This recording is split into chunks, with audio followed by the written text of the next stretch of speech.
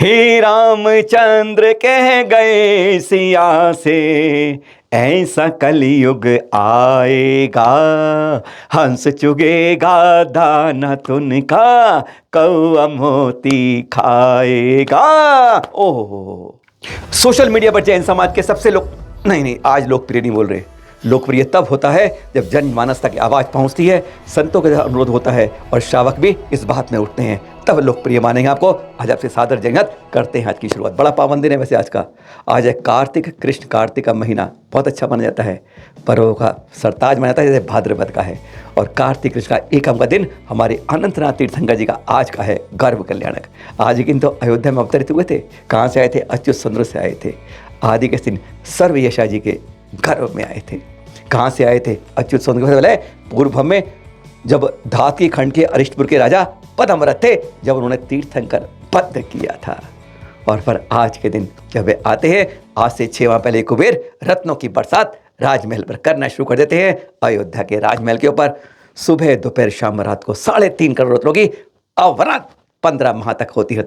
ऐसे गर्व के लिए आज आपके पास बहुत वैसी दिन लाई है जब लोकतंत्र के बारे में सोचा नहीं जाता, कुछ ऐसा पुलिस कर देती है। पहले गुजराती में वहाँ की जूनागढ़ पुलिस से सुनते हैं क्या कहते हैं। दत्त शिखर बाबतेनो जो वीडियो गई तारीख 1 ऑक्टोबરના રોજ વાયરલ થયેલો, તે બાબતે ભવનાથ પોલીસ સ્ટેશનમાં જે ગુનો દાખલ કરવામાં આવેલો છે, જેમાં ગિરનાર ચેરિટેબલ ટ્રસ્ટના ટ્રસ્ટી કૈલાશભાઈ પુરોહિતની ફરિયાદ મુજબ 7 લોકો સામે છે આઈપીસીની કલમ 295, 295 ક, 298, 504, 506 મુજબ ગુનો દાખલ કરવામાં આવેલો છે અને આ બાબતની તપાસ છે ભવનાથ પોલીસ સ્ટેશનના પીએસઆઈ દ્વારા શરૂ છે।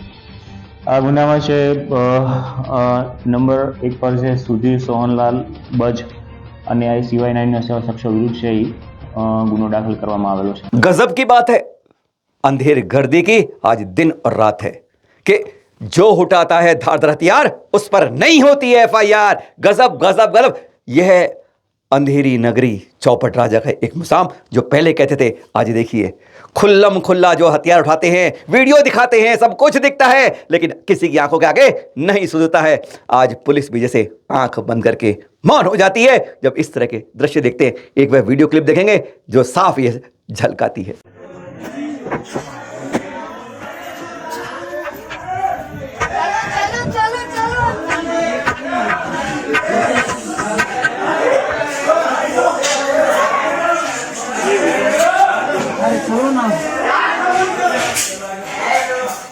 और गजब, अंधेरी नगरी चौपट राजा जब कहते हैं ना, यूं ही कहते हैं, जो जय जयकार करता है अपने जैन तीर्थ में, जैन धर्म मूवि पर वंदना के मार्ग के ऊपर करता है जय जयकार, नेमिनाथ भगवान जय जयकार, जैन धर्म की जय जयकार, धर्म की जय जयकार, उस पर करती है एफआईआर।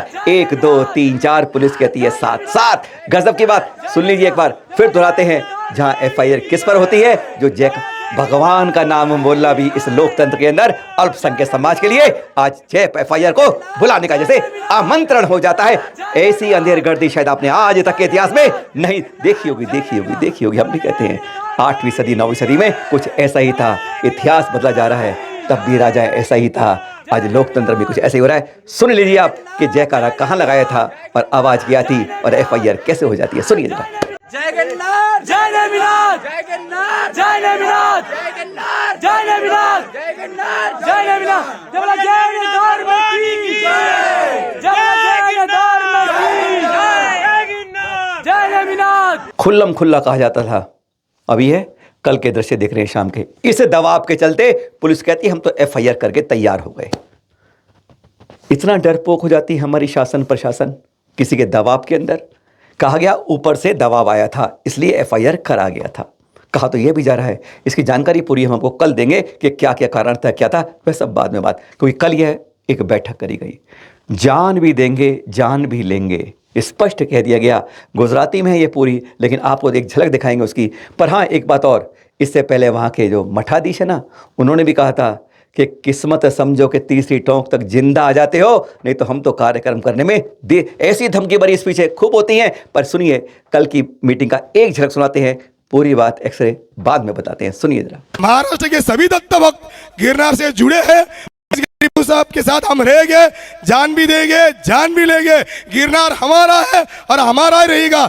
31 तारीख को बंबई में आजाद मैदान में महाराष्ट्र की ओर से आंदोलन रखा है। अब वक्त है जूझने का, दुनिया को सच्चाई बताने का, आप सबको सच्चाई जन जन तक पहुंचाने का। हमारे हिंदू भाई कोई विरोधी नहीं है, सच्चाई नहीं जान पाते इसलिए वह एक पक्ष में लहर में बह जाते हैं। सच्चाई बताइए भाई साहब, सच्चाई बताइए। जैन समाज कभी भी किसी का विरोध नहीं करता है गलत बात के ऊपर, और अहिंसक विचारों को साथ रखता है, हाथ में हाथ लगा के चलता है। अरे जो हथियार उठाते हैं उन पर कुछ नहीं होता है, जो जयकारा लगाते हैं उस पर FIR होती है। जूझने का वक्त आ गया है, आज सबको सच्चाई बताने का वक्त आ गया है। आचार्य श्री सुनील सागर जी। हम तो इस हताश किस्म के लोग हैं कि जरा सी विपरीत परिस्थिति बनी कि लड़ने से पहले हथियार डाल देते हैं। बोले गिरनार चला गया, कहाँ चला गया? वहीं है, आज भी वहीं है। आप जाके दर्शन कीजिए और आप दिल से दर्शन कीजिए, देखिए कौन आपको मना करता है और कितनी विपरीत परिस्थिति आपके सामने आती है। और कभी ऐसा कुछ हो तो आप भी जूझने के लिए थोड़ा तैयार रहिए। कोई मोम के गुड्डे तो नहीं है। अगर ऐसे हथियार डालने लगे तो निश्चित मानिए आप जिंदगी के किसी भी युद्ध में जीत नहीं सकेंगे। यदि आज भी ना जागे तो मिट जाएंगे खुद ही। यदि आज भी ना जागे तो मिट जाएंगे खुद ही।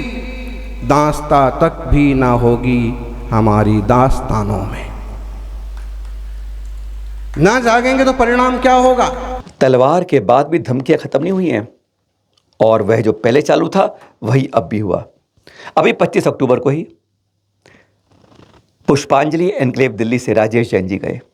कहते मैं 9 सवानों के बीच में गया, मैंने दर्शन करके जैसे नहीं लगा मुझसे असभ्य लोगों ने असभ्य भाषाएं बात करी। यह तक कह दिया नीचे जाना है ना, हम ही नीचे पहुंचा देंगे।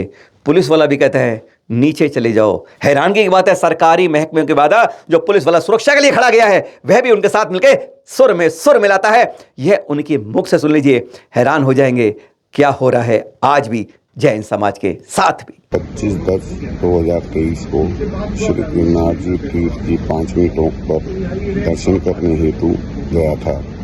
यह सुबह 9:15 से 9:30 के बीच की बात है। जब मैं उस टोंक पर पहुंचा तो मैं दर्शनों की पंक्ति में लगा हुआ था। वहां पर 2 व्यक्ति गेरुए वस्त्र पहनकर बैठे हुए थे, जिसमें कि एक व्यक्ति बड़ा ही असभ्य प्रवृत्ति का था। मैं जब पंक्ति में दर्शन करते हुए आगे बढ़ रहा था तो उस असभ्य व्यक्ति ने मुझे असभ्य भाषा का प्रयोग करते हुए चल बे चल आगे चल कहते हुए संबोधा। मैंने विस्मय भरी दृष्टि से जब उसकी ओर देखा तो उसने कहा नीचे जाना है या नहीं जाना, नीचे पहुंच नहीं पाएगा। तब मैंने उस पुलिस वाले को, यहाँ पर एक पुलिस वाला भी था, उस पुलिस वाले को देखा तो उसने भी मुझसे नीचे जाने के लिए आग्रह किया। मैं यह जानना चाहता हूँ कि यह व्यक्ति भारत सरकार द्वारा या गुजरात सरकार द्वारा वहाँ पर व्यवस्थित है या किस संस्था द्वारा व्यवस्थित है। आचार्य श्री सुनील सागर जी बार बार कहते हैं, एक बार फिर हम दोहराते हैं, सभी संतों से हाथ जोड़कर विनय के साथ कहते हैं एक एक्शन टीम बनवा दीजिए, क्योंकि आपके आशीर्वाद से कल हमारे 2 महान संतों का अवतरण दिवस था। उनके सहयोग से, आशीर्वाद से, एक ही आशीर्वाद लेने कल हम चलल महालक्ष्मी टीम भी गई थी अयोध्या के अंदर। उन सब के आशीर्वाद से हम एक टीम बना दें, एक्शन टीम, जो इस तरह जूझ सके, वक्त बेवक्त पर समाज के लिए सुरक्षित में खड़ी हो सके, क्योंकि तीर्थों की सुरक्षा करना आज हम सबका परम कर्तव्य है। हमारी पहचान संस्कृति की तभी बच सकती है जब हमारे तीर्थ चल और चल सुरक्षित रह सकते हैं। आचार्य जी इस बारे में स्पष्ट कहते हैं, सुनते हैं जरा। लेकिन एक ऐसी भी टीम होना चाहिए कि जो मौके बेमौके भिड़ने की हिम्मत रखे, जिसे संतों का, समाज का आशीर्वाद हो और जो जूझने के लिए तैयार।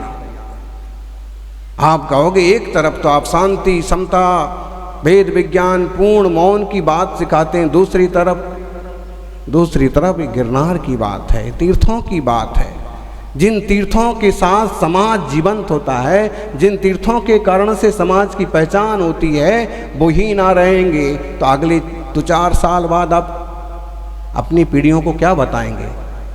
गिरनार कहाँ है? फिर आप जो मंदिरों में तख्ता लगवाते हैं ना, जो पत्थर में खुदवा करके गिरनार जी बनवाते हैं ना, फिर वही बताना पड़ेगा। मंदिर में तो गिरनार के फोटो लगाइए, गिरनार के पट्ट लगाइए, शिखर जी के तीर्थों के पट्ट लगाइए, बच्चों को भी बताइए कि देखिए ये है और ये वहाँ है और आज स्थिति ये है। हम तो कर ही रहे कोशिश, हमारी आगे वाली पीढ़ियों को भी सिखाइए। अरे कोई अगर भिड़ जाते हैं तो भले 500 साल लग जाएं, लेकिन राम मंदिर बन ही जाते हैं। आप 50 साल तो कोशिश कीजिए, और जाग गए तो 50 साल क्या, 500 साल क्या, 5000 साल भी लगें तो भी गिरनार दिगंबर जैन तीर्थ क्षेत्र ही घोषित होकर रहना चाहिए। आप सबसे भी विनम्र अनुरोध, हाथ जोड़कर विनम्र अनुरोध, आज चुनाव चल रहे हैं ना, हर न हर के द्वार पर, सभा में, मुंडक मोड़ पर, गली में, कहीं भी कोई ना कोई नेता जरूर आता है, चाहे इस पार्टी से हो, चाहे उस पार्टी, चाहे निर्दलीय हो। एक प्रारूप बना के रख लीजिए अपने पास, जो आप में से जानते हैं, आसानी से एक पत्र पकड़ा दीजिए कि जैन समाज आपको वोट देने से पहले सिर्फ ये पूछता है कि गिरनार जी पर, अपने मंदिर तीर्थ के ऊपर क्यों हमें जयकारा लगाने का अधिकार नहीं है, जबकि अदालत ने कह रखा है। अदालत के आदेशों की क्यों अवमानना हो रही है? क्यों हमारे सबसे बड़े तीर्थ सिद्ध क्षेत्र शिखर जी पर पर्यटन के रूप में सरकार सोच रही है? क्यों पावागढ़ के अंदर कलिका मंदिर को 100 करोड़ मिलते हैं और हमारे के लिए कूड़ा घर बनाते हैं? क्यों गोमुटगिरी जो हमारा सिद्ध क्षेत्र, हमारा तीर्थ क्षेत्र है बहुत बड़ा, वहां पर जाने के लिए हमसे हमारे अधिकार की, हमारी जमीन से ही जगह छीनी जाती है? इस तरह की आवाजें तो आप लगा ही सकते हैं।